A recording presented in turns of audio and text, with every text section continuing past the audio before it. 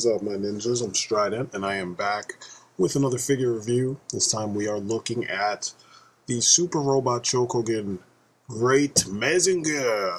It's one of my favorite mechas ever in the history of mechs. It's kind of a nostalgia thing, because many of us grew up with Mazinger Z as Transor Z. This was the follow-up to Transor Z, the Great Mazinger. It's a really powerful robot, and it's captured in a very powerful kind of style, and I really dig that. Super Robot Chokogin was one of those lines where I had looked, and I'd been watching, and I had been thinking about things, and finally I was like, you know what, I'm going to take the plunge, and I got this guy for a decent price. The Chokogin in the name is referring to metal. I think it stands for Soul of Metal. So most of this figure is die-cast metal. I'm going to take a quick, well, it won't be quick, but we're going to take a ride and see just what makes this thing special. Is it worth the 40 bucks that I spent on it? And will it stand the test of time?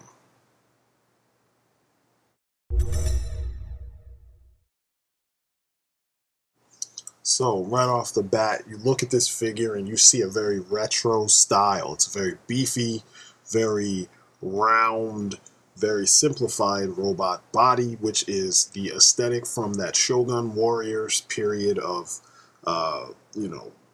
super robots. Every little thing on this figure, from like every paint application, every piece of detail that was sculpted, it's all done perfectly. I can't find any slop.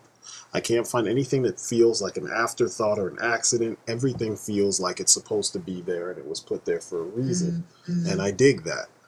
I was thinking I was going to run into some issues with this thing because I didn't know what the scale was prior to buying the figure, because there's not a lot of good comparisons out there. People just take pictures like I did, and that's it. They don't really do any comparisons. I will make sure I have a comparison in here before the end of the video. But what you have is a mighty looking robot, and that's what you want. When you think of the Mazinger series or the Super Robot series dealing with space shoguns or any of the Go Nagai bots, they have a very simplified anatomy, but they have a very powerful stature, and they look very powerful, kind of like an older muscle car or hot rod versus a new school muscle car or hot rod. And I love it. I think it's a dope aesthetic.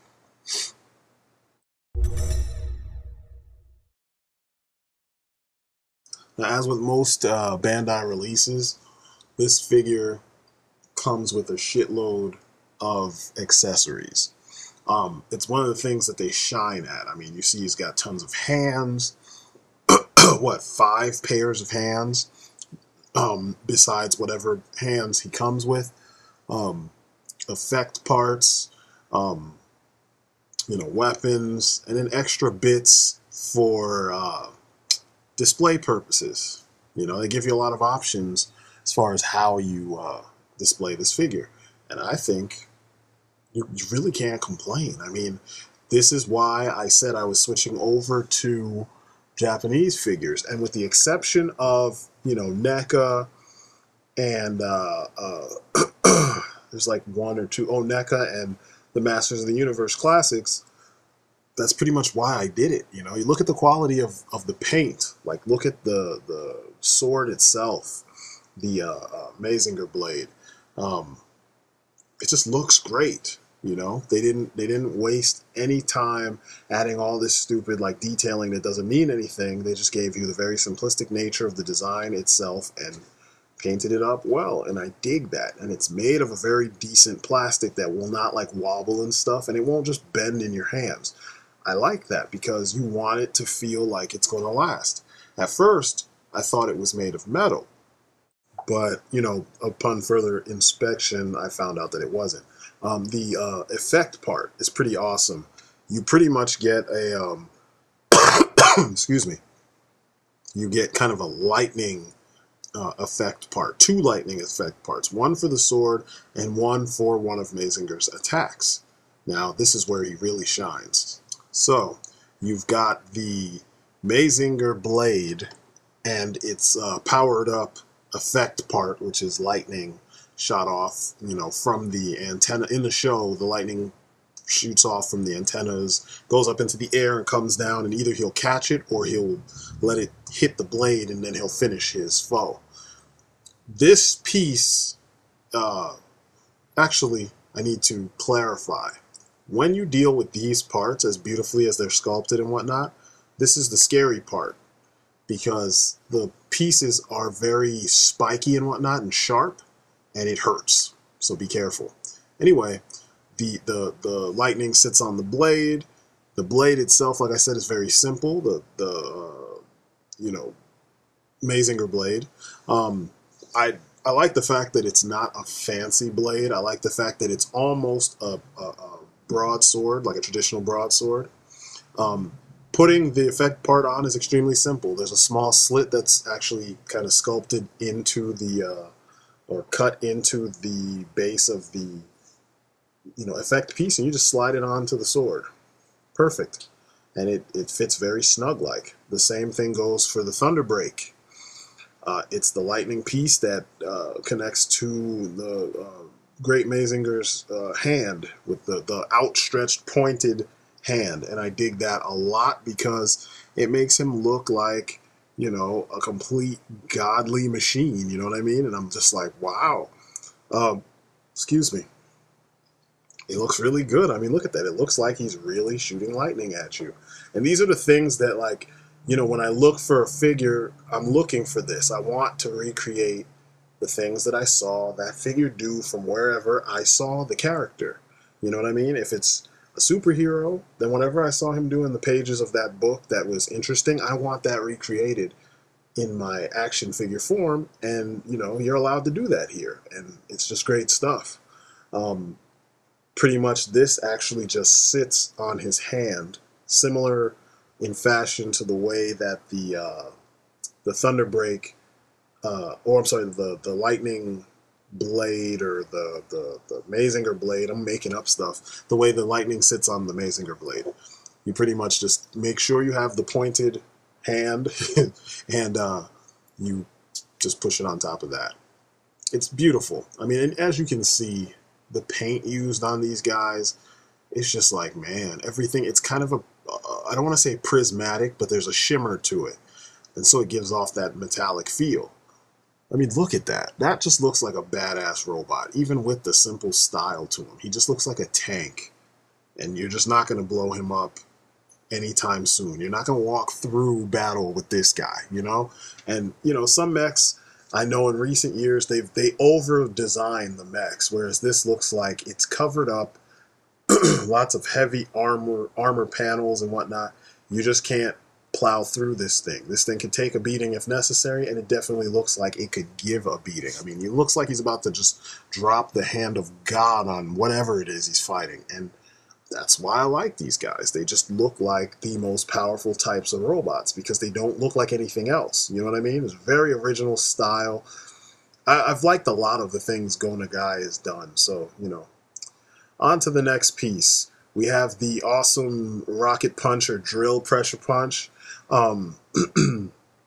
Pretty much the things on his wrist, those blades, they start spinning, and he performs the rocket punch, except now because he's got the blades spinning, it helps propel it even further, and it punches right through the enemy. I love it. Now, you easily can pull his hands off from the elbow, and what's cool is you're given two different sets of hands. You have the standard, you know, forearms that don't have the blades in the spinning position, and then you're given these with the pointy, spinny blades, and they're sharp, so be careful. Another cool thing is the forearms themselves. The way that you connect the hands, once again, it's the opposite of the SIC figures that I love so much, but it's still cool because the ball peg is huge. And as you can see from that recess, it's a huge hole for a huge peg. And I think that that's cool because you won't break it when you change those wrists, you know what I mean? When you change the hands at the wrists. And it's funny because the figure itself, it's very hard to get those hands off the wrist. So you don't have to be as afraid that you're going to pop it and break it. Although I would still use caution if you're changing the hands. You don't want to mess it up. So you just got to be a little bit, you know, a little careful. Don't be too strong on it, you know what I mean? The breast fire. This is, you know, the big, or breast burn, I'm sorry. It's his big chest attack, you know. I'm so powerful, my victory beam is going to burn you, you know, to ashes and cinders. And you can put him in the pose, and it looks right. One thing, too, and I'll get to it more in the articulation, is this big old V in his chest. You're expecting it to get in the way when you play, you know, or you pose the figure. I mean, this is definitely not a figure you want to play with. You can play with him like you could the giant Robo figure, but when you're posing him and stuff, you would think the V would get in the way, and it doesn't. And I'll show you more about that. Now, the Scrander, I was like, or not the Scrander, I'm sorry, the Pilder. You would think that it's just this, like, you know, it's sculpted into his head, but no. That they sculpted that tiny little ship. I couldn't believe it. Like, when I saw it in the package separate from the head, I was like, no. Why did they do that? Like, that's just showing off, honestly, because I didn't need them to do that, but they did it. And it looks good. You see how small that thing is? And look at the paint applications. God forbid we ever get something that well painted here in the US that wasn't made by NECA. It just doesn't it practically never happens, you know? Either Bandai does it or no one does it, you know? NECA has come close, but we won't get something like this for under 40 bucks, you know, and get this kind of quality. But pretty much, you can recreate the famous docking sequence from the show. And when you look inside that recess, it's pretty cool because everything is held in by friction. Essentially, there's like these two little bulbous pieces that sit underneath the Pilder, and you pretty much just slot them into the head. I was impressed because I really did not expect for that to be a thing. But it's a thing, you know? This is the difference between this being an art form and you just doing it to get paid. A lot of American companies, you can tell, they're just doing it to get paid, and that's it. So, you know, another plus here. The V for his, you know, breast burn, you can take that V off and you can move it into position for different things. I'm pretty sure there's a larger one and there's a smaller one. I could be wrong. It's been a little bit since I've messed with this. I got him for my birthday.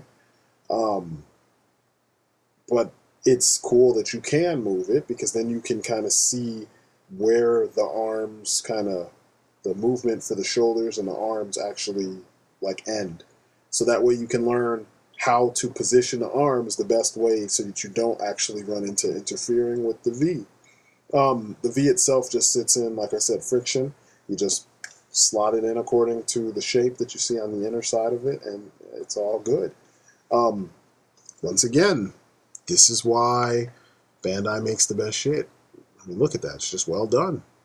Also, in the back of the legs, there's screw covers. So, you know, you see at the shins, like kind of right before the ankles, there are areas where there are screws. There are covers that go over those.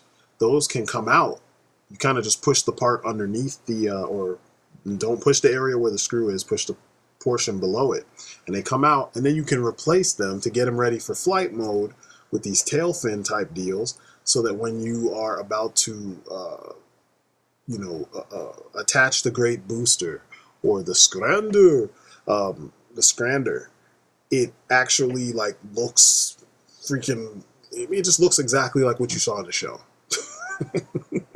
And like I said, I used to watch this when I was a kid. Like you know, 6, 7 years old, before going to school or before going out to do whatever we were going to do, me and my mom or me and my grandmother. It was just awesome to have all these parts. You can see that's where the Scrander connects.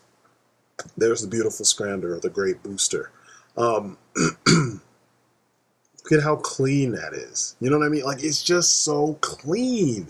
You know, as far as accessories go, we don't get stuff like this stateside. I mean, unless NECA does it, like I said before, you just don't get it. Also, there's this little peg piece that you can attach to kind of like his butt area. And it gives you another dimension of posability, because he doesn't have any visible or any holes for a stand. This actually fixes that. You see that little T-shaped, you know, space and his butt right underneath the thrusters from the Great Booster. You pretty much plug the thing in there, and it gives you a space that you can actually put him, especially in flying poses. You can attach the flight stand and have your Great Mazinger get taken off. I mean, and like I said, this is one of those things that's kind of vital to having the figure, because that's what he does. He flies, you know, at times. That's how he gets to places, you know what I mean? And you want him to look official on your shelf in flying poses and whatnot. And he looks pretty damn official. I was actually very, like, impressed with the fact that this figure is not, they didn't slouch anywhere, you know, because I was expecting it to be, you know, dope, but I didn't expect it to be that dope to the point where I just can't find anything to complain about. I mean, besides all the sharp points, because I got pricked like a motherfucker when I was trying to put pieces on, but yeah, besides that, it's really no, I don't have any issues, you know what I mean? It's just an awesome figure, awesome accessories. So I was just talking about articulation and the V and the way you move the V around, and you can get more play with the shoulder joints in there. And you've got a butterfly joint in there too, so he can actually do a lot more than you would think. But things to note are the butterfly joint is amazing. So when you've got the sword, you can have it in a double, handed, double-handled pose. The knees are double jointed, and when you bend them all the way, there's a piece in the back that allows for the thigh to actually sit in the back of the leg, the lower leg. I was like, what? Also, just like SH Figuarts, certain poses would require you to elongate the leg and then perform the pose so that you don't lose the sculpt. You know, a lot of times, American figures, we sacrifice the sculpt so that we can get, articulation. Here, they found a way around it. The torso, once again, it's that awesome kind of, I always say barbell because sometimes they have the pegs on both ends of the center torso, but in this case, I think it's the other way around. It's, the pegs are one in the crotch and one in the upper torso. You can actually stretch it and it will click so that you can actually get some of the other poses out of your Great Mazinger. And a lot of the Super Robot Chokogin series do that. I saw a number of Super Sentai mechas that did that, and I was impressed. But you see how it kind of pops up at the base of the waist, and it allows a couple more inches so that you can actually get more of a lean forward or a lean back if you want, or even a lean side to side. It's just really good engineering, and that's a word I use a lot when I'm talking about Bandai figures. You can kind of see the recess in the lower crotch part, so you can see that central torso piece sits deep in there, but when you pull it up, it clicks and it gives you extra room. I don't know, just my wife and I were sitting here for hours just like, wow. Back to the legs. These are the areas I pointed out earlier that the thighs, when you have a full knee knee bend, the thighs sit in there, and there's like a spring-loaded piece. The convex piece is spring-loaded, so it'll move in to allow for the thigh to rest in there. and then it will pop back out when you remove the, when you straighten out the legs.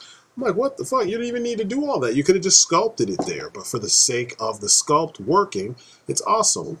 All this just, adds to just the awesomeness that is this figure. And I keep saying awesome, but I can't really stress it enough. There's so much posability that a figure like this is capable of. And you can see it with the poses. Essentially anything I saw him do in the show, just like with the Kamen Rider figures and the Super Sentai figures and the movie figures, the SIC figures and whatever, if I saw him do it in the show, I can pretty much make him do it with the figure. That's all you can ask for when you're collecting any kind of figure. You know what I'm saying? Like, you want to be able to recreate the things that you've seen, and he has the articulation that allows for him to do all of this stuff. I mean, his flying poses look natural, his standing poses look natural. I mean, I really geeked out once I put the Scrander on and had him flying, because I'm just like, holy shit. Or I'm sorry, the booster, the Great Booster. I mean, I know we normally call it the Scrander, but the booster. Once I had him in the flying poses, I was like, damn, because I remember as a kid, I really dreamt about piloting mechs and shit, and this was one of the ones that was the first to make me have that kind of thought, and it was awesome to feel that way when I put this on.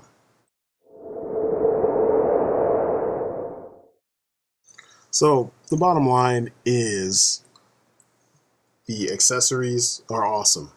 Sculpt and the paint, so awesome. I mean, you can kind of see up close the kind of shimmer that the paint has. The pose, what did I say? Articulation? I didn't even say articulation. Articulation is top notch. Any pose that you've seen him in the show, he can do it.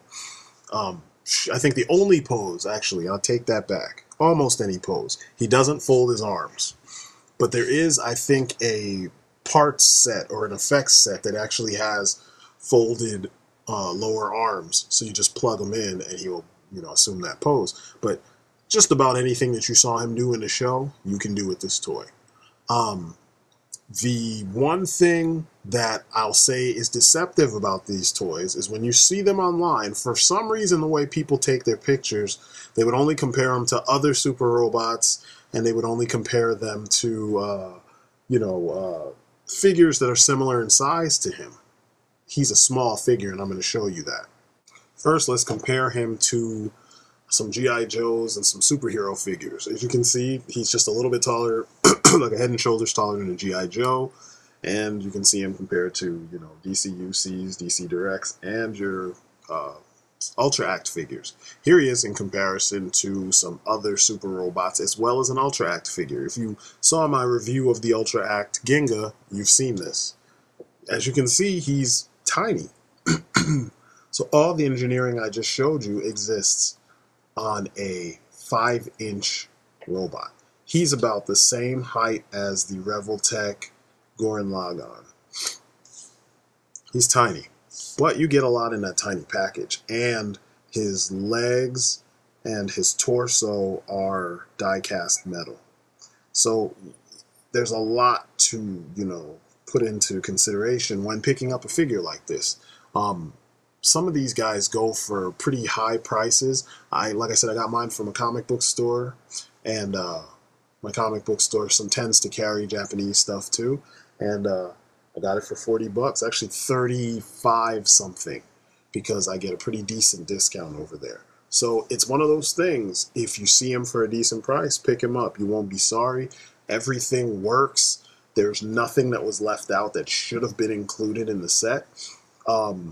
There are effect sets that you could get that have more parts and more, play options and whatnot. But I mean, for what you get in the package, everything I've shown you that came with him, or everything that I showed you in this video came with him. I didn't buy any extra effects parts.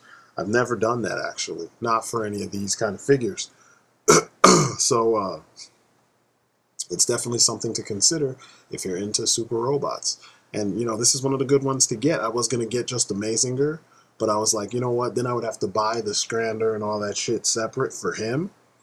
This was my favorite of the bunch, next to the SKL, the Mazinger Skull or whatever. So, and Skull's expensive. So this one, That's a good place to start. So anyway, I'm STRYDENT. This has been my review of the Super Robot Chokogin Great Mazinger. I hope you guys dug it, and I'll see you on the next video. Peace outside.